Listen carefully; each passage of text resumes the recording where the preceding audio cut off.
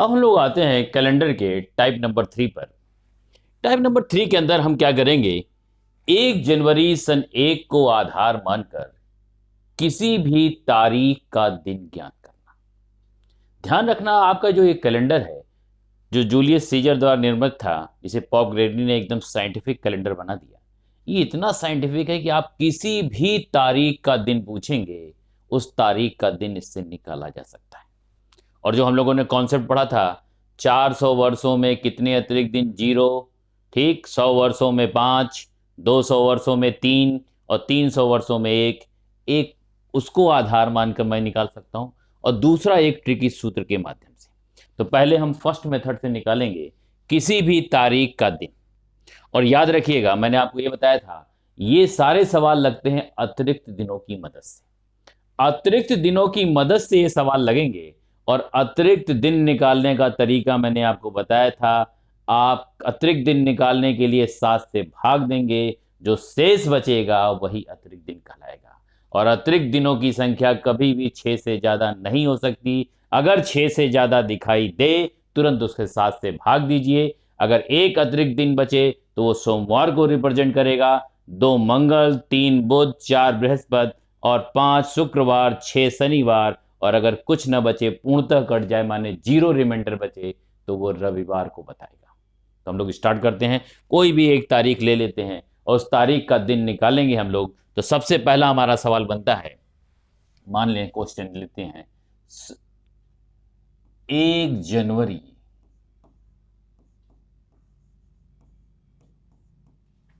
2001 को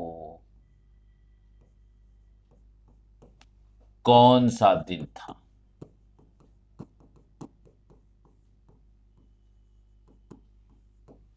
अब 1 जनवरी 2001 का दिन हमें निकालना है, तो हम करेंगे क्या। सबसे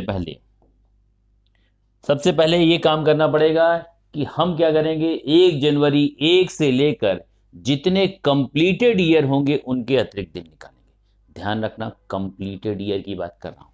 ये कौन सा ईयर है, 2001, 1 जनवरी। इसका मतलब कंप्लीटेड ईयर कितना होगा, 2000। तो सबसे पहला काम क्या करेंगे, हमें 1 जनवरी 2001 निकालना है। तो हम करेंगे क्या, 2000 जो आपका कंप्लीट वर्ष है, 2000 वर्षों में अतिरिक्त दिन, ये निकालेंगे। और इसके बाद 1 जनवरी देखो, 2001 में जो भी तारीख पूछता वहां तक चलते, और 1 जनवरी का एक अतिरिक्त दिन और ले लेंगे। ठीक।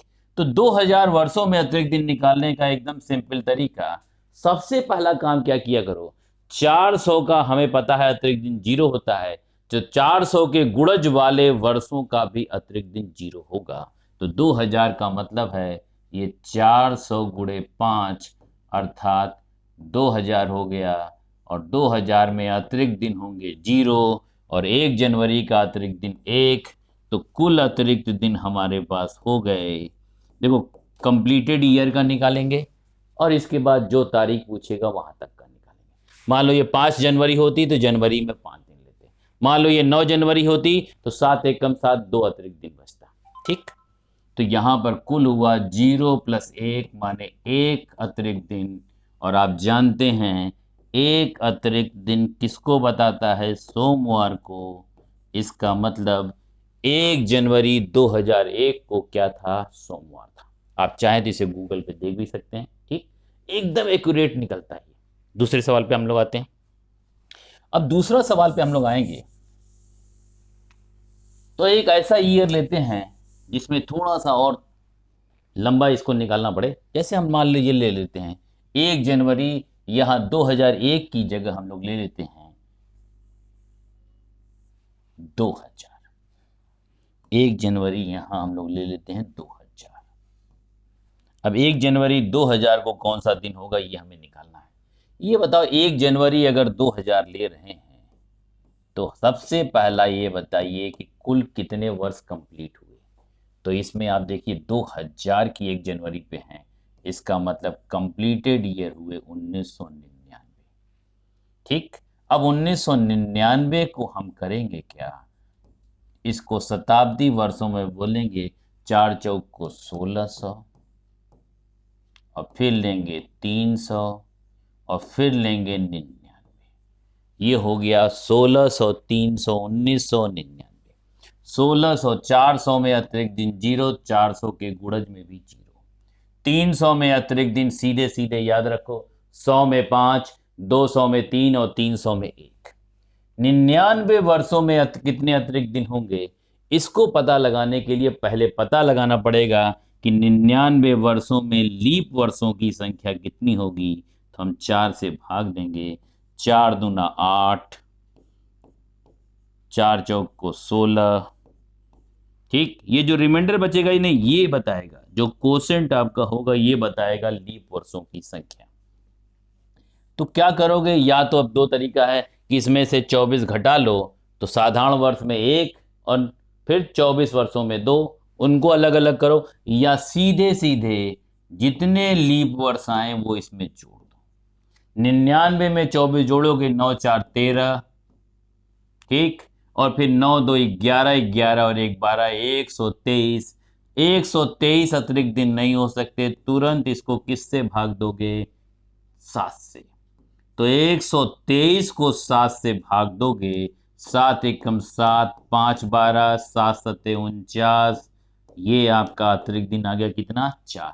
तो 99 वर्षों में अतिरिक्त दिनों की संख्या कितनी हो गई, 4 अतिरिक्त दिन, 4 यहाँ 1 यहाँ।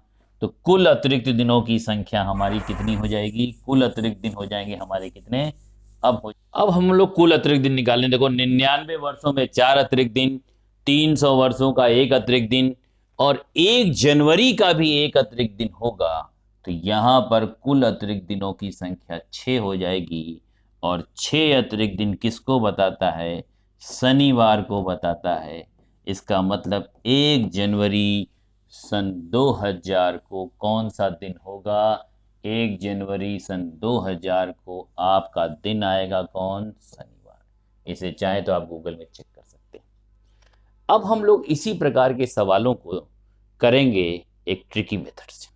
देखो इस सवालों को समझ में आया, देखो कोई भी प्रश्न तुमसे पूछे, चलो अच्छा एक सवाल और लगाते हैं इस पे, एक क्वेश्चन और करते हैं इस पे, ठीक। और यहां पर हम लोग करेंगे क्या, आपकी एक फरवरी मार्च या किसी तारीख का दिन ले लेते हैं और उसका दिन निकालते हैं। इससे आपको और क्लियर होगा कि आपको 400 और 300 और 200 और 100 का कैसे उपयोग करना है। मान लो हम आपसे पूछें, आपको पता है कि 26 जनवरी को, अगर मान लीजिए हम कोई तारीख का दिन पूछें, जैसे मान लो हम पूछते हैं 26 जनवरी 1950 को कौन सा दिन था। एक सवाल 26 जनवरी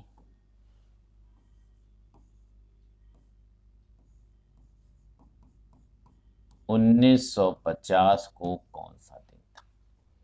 तो हमारा पहला काम क्या होगा, ये 1950 है तो कंप्लीटेड ईयर हमेशा इससे एक क्या होगा, कम होगा। यही एक लड़का गलती जल्दबाजी करता है कि 1950 का 1950 ले लेता है, जबकि हमें लेना क्या है, 1949। अब 1949 को हम लोग लिखेंगे 1600 प्लस 300 और प्लस 49, ठीक। 1600 400 का एक्स्ट्रा डे 0, तो 400 के गुणज का भी एक्स्ट्रा डे 0। 300 के अतिरिक्त दिन फिक्स हैं, कितना होता है, 1। 49 वर्षों में कितने अतिरिक्त दिन होंगे, निकालने के लिए हमें इसमें लीप ईयर निकाल के उसको जोड़ना पड़ेगा। तो 49 वर्षों में कितने लीप ईयर होंगे, 4 से भाग दोगे, 12 चौक 48। इसका मतलब इसमें 12 लीप वर्ष होंगे, तो ये 12 इसमें जोड़ दोगे, 9 2 11, 9 2 11 हुआ, 4 1 5 और 1 6। 61 हो नहीं सकता, तुरंत आप इसको किससे भाग दे दो, 7 से, ठीक। फिर 7 का है, 7 9 63 हो जाता है, 7 8 56 लेंगे, 7 8 56, 56 का मतलब हो गया 56 4 60, 5 अतिरिक्त दिन। तो कुल अतिरिक्त दिनों की संख्या हो गई 0 प्लस 1 प्लस 5 माने कुल हो गए 6। ये ध्यान रखना, ये 1949 तक का है। अब हमें 26 जनवरी के भी अतिरिक्त दिन लेने हैं, तो 26 को भी किससे भाग दे दो, 7 से। 7 तरीक के 21, 5 अतिरिक्त दिन यहाँ का। 5 अतिरिक्त यहाँ का और 6 अतिरिक्त यहाँ का, तो कुल अतिरिक्त दिनों की संख्या हो गई फिर मिलाकर 5 + 6 अर्थात 11। अब 11 फिर चूंकि 7 से ज्यादा हो गया इसलिए पुनः इसे 7 से भाग देंगे। 7 एकम 7, 4 अतिरिक्त दिन, और 4 अतिरिक्त दिन है, 4 अतिरिक्त दिन बृहस्पतिवार को बताता है। इसका मतलब 26 जनवरी 1950 को कौन सा दिन था? बृहस्पतिवार। ठीक, तो इस तरह के सवालों को आप करने का एक तरीका तो ये है। अब हम लोग एक दूसरे तरीके पे आते हैं। दूसरे तरीके के लिए हम लोग करेंगे क्या, एक चार्ट बनाएंगे जिसमें हमें कोड दिया होगा। जैसे ये अब हमने एक चार्ट बना के रखा है, माह के कोड और शताब्दी वर्ष के कोड। अगर ये आपको डायरेक्ट याद है तो किसी भी तारीख का दिन निकालना हो बड़े आसान से। माह के कोड के लिए क्या करना पड़ेगा? माह का कोड होता है 033 और लास्ट वाले का है 035। फिर है 614, 625। देखो इधर पहले 3 महीने का 033 और अंतिम 3 महीने का 035, 033, 035। फिर बीच वाले का है 614 और 625। ध्यान रखना, प्रथम 3 महीना मार्च में खत्म होता है, अंतिम 3 महीने का मतलब अक्टूबर, नवंबर, दिसंबर। फिर आपका 3 महीने के बाद चौथा, पांचवा, छठा माने अप्रैल, मई, जून का 614, और फिर जुलाई, अगस्त, सितंबर का 625, और फिर आ गया 035, 033, 035, 614, 625। और इसी प्रकार शताब्दी वर्ष के कोड बड़े आसान हैं। ध्यान रखो, जो आपके शताब्दी वर्ष लीप वर्ष होते हैं उनका कोड 6 होता है। तो चाहे तो तुम इस 1600 को आधार मान लो, 1600 का 6, और जैसे जैसे आगे बढ़ते जाओगे तो ये तुम्हारे कोड क्या है, दो दो कम होते जाएंगे। 1600 का 6 है, 1700 का 4, 1800 का 2 और 1900 का 0। अधिकतर सवाल तुम्हारे यहाँ जो आते हैं तारीख पूछने वाले या तो 1900 के होंगे या 2000 के होंगे। तो 1900 का ध्यान रखना 0 होता है, और शताब्दी वर्ष 2000 का कोड क्या होता है? 6। ठीक, और वैसे भी मैं आपको क्या बोल रहा हूँ, तरीका क्या अपनाओ कि कोई भी एक शताब्दी वर्ष ले लो जिसके आगे बढ़ना हो, आगे बढ़ना हो। ठीक, मान लो 1700 का पूछे 1600 ले लो। ठीक, 2100 का पूछे 2000 ले लो। ठीक, 2000 या 1600 और 1200 शताब्दी वर्षों के कोड 6 होते हैं, और उसके आगे जो शताब्दी वर्ष बढ़ती जाती है उसमें आपके कोड क्या होते जाते हैं? दो दो कम होते जाते हैं। ठीक, अब हम इन दोनों की मदद से, पर यहां एक सावधानी, थोड़ा सा एक आपको ध्यान रखना क्या पड़ेगा कि अगर आपसे जनवरी और फरवरी माह का कोड पूछे, ठीक, और दिया गया वर्ष लीप वर्ष हो, अगर दिया गया वर्ष लीप वर्ष हो और आपसे जनवरी या फरवरी माह की किसी तारीख का दिन पूछे, तो जो भी आप अतिरिक्त दिन निकालेंगे उसमें से एक कम कर लेंगे, ये याद रखिएगा। और अगर जनरल ईयर है तो कुछ भी याद करेंगे, जनरल ईयर में पूरा आसानी से इस्तेमाल होगा। अगर लीप वर्ष हो और जनवरी और फरवरी माह की किसी तारीख का कोड पूछे तो आप करेंगे क्या? जितने अतिरिक्त दिन आप निकाले होंगे आप उसमें से एक कम कर लेंगे और फिर अतिरिक्त दिन की मदद से दिन निकाल लेंगे। जैसे अभी हम लोगों ने एक सवाल लगाया था, 26 जनवरी 1950 को कौन सा दिन था? तो हम फिर निकालने जा रहे हैं 26 जनवरी 1950 और इसकी मदद से। तो सबसे पहले देखो इसमें जो तरीका क्या होते हैं, हम लोग अतिरिक्त दिन निकालते हैं। क्या निकालते हैं? अतिरिक्त दिन। अतिरिक्त दिन के लिए हम लोग क्या लेते हैं? तारीख, तारीख के बाद माह का कोड, माह का कोड के बाद लेंगे हम लोग क्या? शताब्दी वर्ष का कोड, शताब्दी वर्ष का कोड के बाद जो कोई दो कोड हम लोगों ने लिया था, इसके बाद वर्षों की संख्या, और वर्षों की संख्या में हम जोड़ देंगे किसको? लीप वर्षों की संख्या, और इसको टोटल को हम भाग दे देंगे। क्योंकि ये 7 से अगर ज्यादा आएगा तो क्या करेंगे? 7 से भाग देंगे। अब देखो जरा यहां पर तारीख, अब तारीख हमें जो दिया गया है वो कौन सी तारीख है? तारीख हमें दिया 26 जनवरी। देखो अगर तारीख 7 से बड़ी हो तुरंत इसको छोटा करते चलो, 7 से बड़ा हो तुरंत, 26 तारीख है। अब उस तरह देखें तो हम 26 का 26 ले लेंगे। फिर जनवरी है, ठीक, जनवरी, ध्यान रखो जनवरी और फरवरी आए, पहले लीप वर्ष जरूर देख लेना, क्या 1950 लीप वर्ष है? नहीं है, तो फिर आराम से चलो। जनवरी माह का कोड 0, फिर ये आपका 1900 है, 1900 का कोड, शताब्दी वर्ष का कोड भी 0। फिर वर्षों की संख्या कितनी है यहाँ पर? 50, और लीप वर्षों की संख्या 4 से भाग दोगे 12 चौका 48। ठीक, अब चाहते तो आप देखो इसको क्या करो, यहीं पर छोटा करना चालू कर दो।